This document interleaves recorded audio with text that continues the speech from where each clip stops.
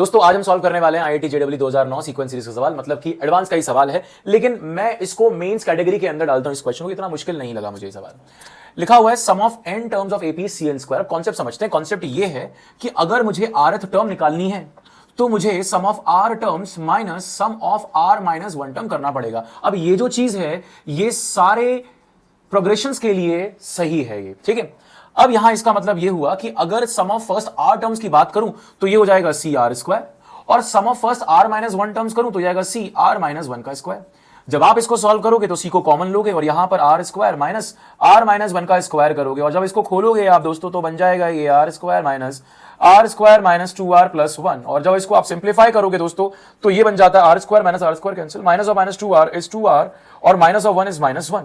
ये आया आपका जनरल टर्म। अब ये पूछ क्या रहा है कि sum of squares of these terms, मतलब ये पूछना चाह रहा है सम ऑफ tr का स्क्वायर, जहां पर r है 1 से लेकर n तक, ये हमें पूछ रहा है। ये तो ये क्या बन जाएगा c स्क्वायर।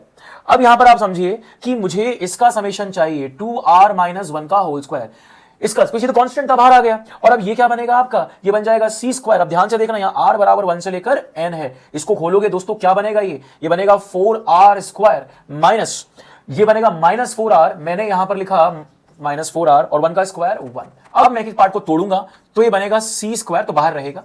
इसको जब तोड़ूंगा तो ये हो जाएगा 4 सिग्मा r स्क्वायर r बराबर 1 से n तक। यानी कि अब यहां क्या हो गया, इस वाले पार्ट में sum of squares of first natural number ये लिखा हुआ है माइनस, यहां से 4 बाहर कॉमन लिया, सिग्मा r बराबर 1 से लेकर n तक, ये हुआ sum of first n natural number, plus sigma into 1, ये हो जाएगा सिग्मा 1। हमारा आंसर आ चुका है दोस्तों, ये बन जाएगा सी स्क्वायर। ये अब क्या होता है formula, sum of squares of first n natural number, मतलब अगर मैं इसकी बात करूं, ये वाले पोर्शन की बात करूं तो ये लिखा हुआ है अगर r बराबर 1 पुट करोगे तो आएगा 1 स्क्वायर, 2 पुट करोगे तो आएगा 2 स्क्वायर, 3 पुट करोगे तो आएगा 3 square, and so on till n square. इसका जो फॉर्मूला होता है ये रहेगा n into n plus 1 into 2n plus 1 by 6।